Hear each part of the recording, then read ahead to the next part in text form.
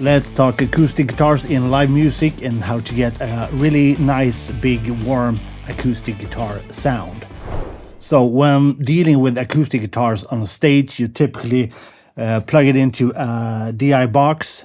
So, you plug in TRS and you get XLR out. So, my main concern with an acoustic guitar coming through a DI box is that it doesn't really sound like an acoustic guitar in a room. But there are a few ways to deal with this. So I have two different guitar styles here and two different way of dealing with this. So let's have a look at the first one.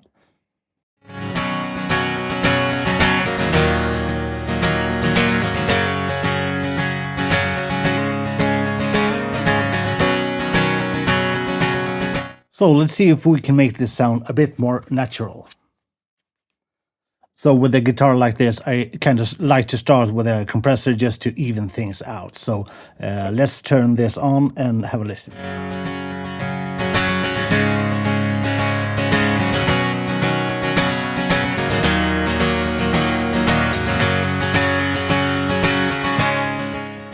So it's kind of just smoothing out things, not doing a whole lot, but keeping things in place. So let's move on to some EQ. And in this case, I had the API 550B, and all of this could easily be done with any EQ. I kind of like the hardware emulations because, well, I don't really know why. I just do. So what I've done here is I've taken away a bit of the really top end, because it's top end coming from the DI doesn't really sound natural and doesn't sound like the acoustic guitar sounds in a room. So quite often I remove some of the really high top end, and then I boosted a bit of 3K and also boosted a bit of bottom end around 200 hertz. So let's have a listen to this one, and we start with it in bypass, and I'll turn it on.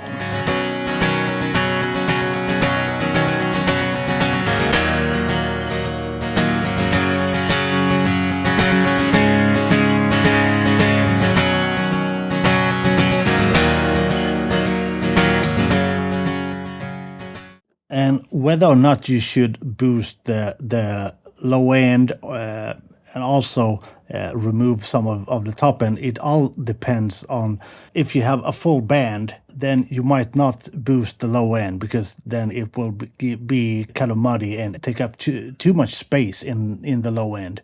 In this case, there were two singers with two acoustic guitars, so I needed the bottom end to kind of fill out space. That's why I boosted 200 in this case. But it might just as well be that you need to remove some of the bottom end if you have a lot of other stuff on the stage.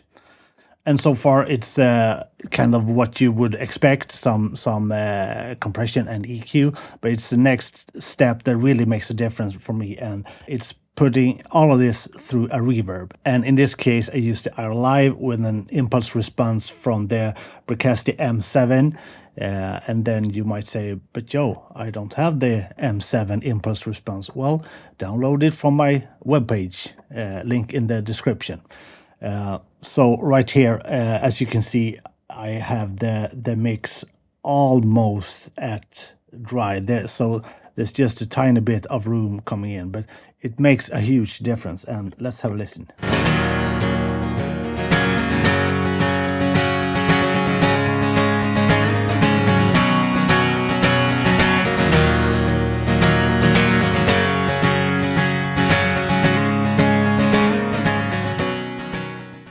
So it's a really short room reverb, but it really makes the acoustic guitar sound natural, sound like it actually sounds in a room. And if you've seen my other videos, you know that I kind of like harmonic distortion, so obviously we need some. And this one I've shown before. I use this to kind of bring things closer to the audience. So let's have a listen to this one.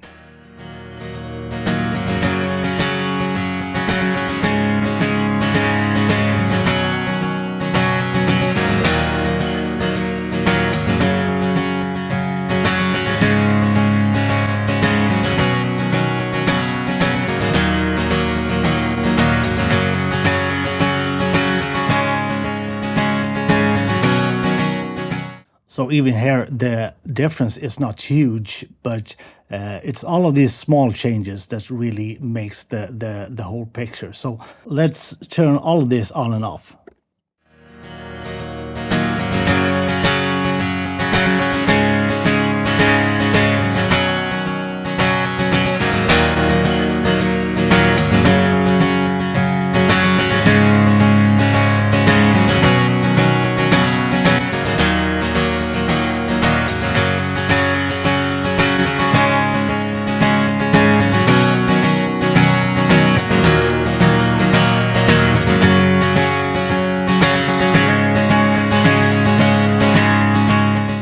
So to me, this really works to make the guitar feel big and beautiful. But I know that some really like that crispy top end. So let's have a look at two different ways of getting that shimmery top end. Let's start with using some EQ.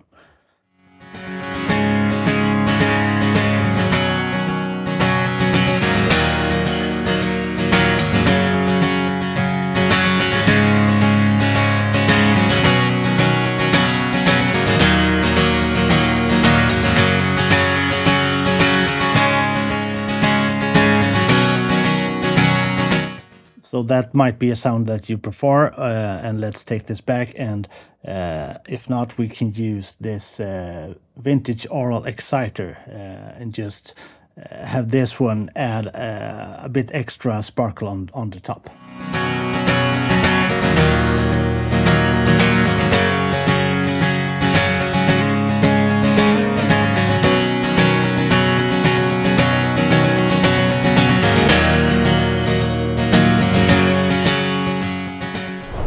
Right, if you think that was too easy, let's have a look at a way more complex way of doing things.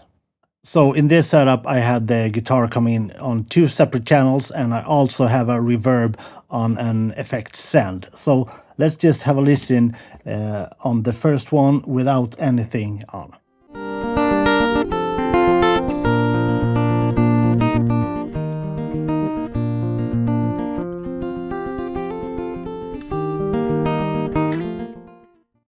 So in this case, I used the NLS channel for some of this analog glue-like thing.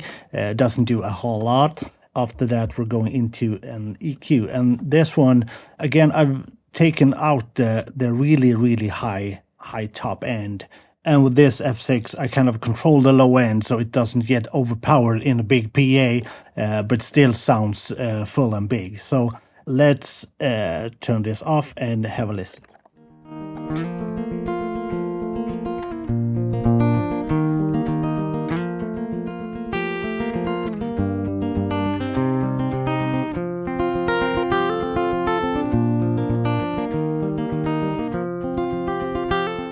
And if you're not listening through a big PA, there will be not a really huge difference, but it kind of cleans up the low end.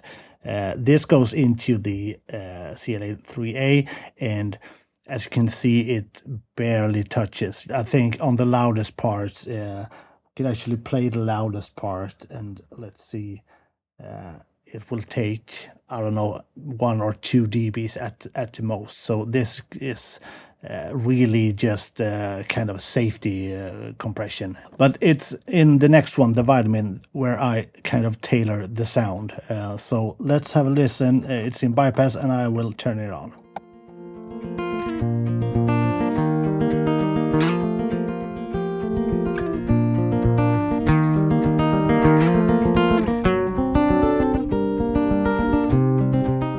So one of the reasons I really like this one is for the punch feature. And if we have a listen, I turn it on and off, and really pay attention to the kind of attack in the low end, the string attack with the finger picking. This punch really brings out the attack in a nice way.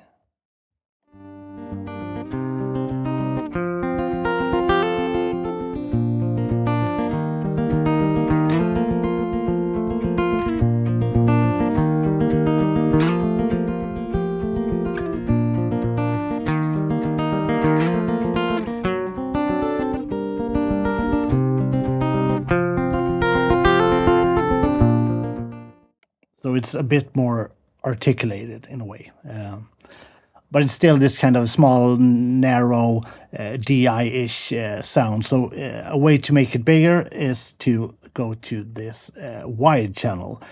So this one takes the same input as the main channel, but we're starting with a doubler to make it really wide. And this channel will not work by its own. It's meant to be used in conjunction with the main guitar. But let's have a listen to this one and see what it actually does.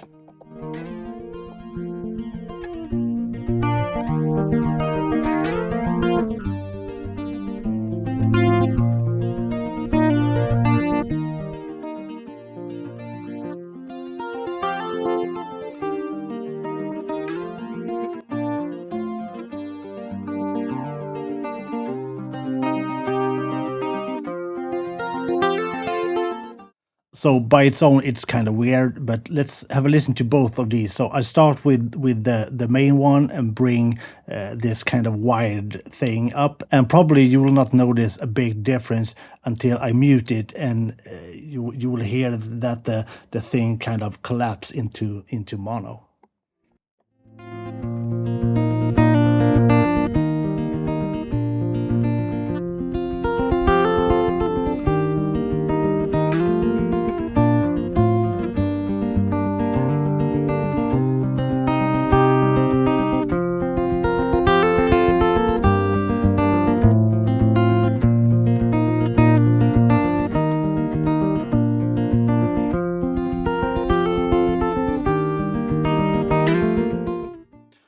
And to bring this home, we really need a reverb, and I just use, again, the IR Live. And before this, I kind of remove all the low end and the top end so that we get a really clean signal going into the reverb. And again, I use an impulse from the Bricasti M7, and you can download all the impulse responses and all of these presets on my homepage. Going out from the reverb, I have a EQ with just a small change to kind of tailor to my taste. So let's have a listen to all of these three.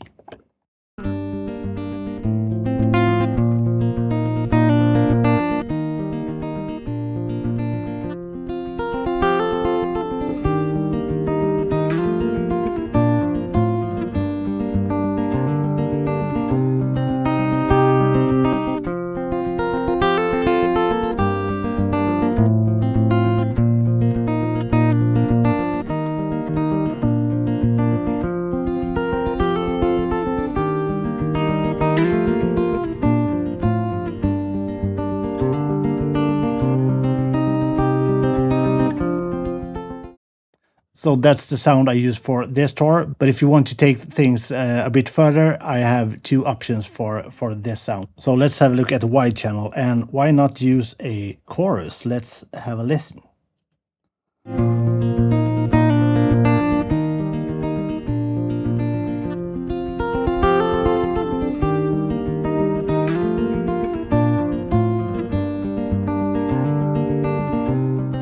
So that's one option. Another option would be to actually use a guitar amp. So let's have a listen to this one.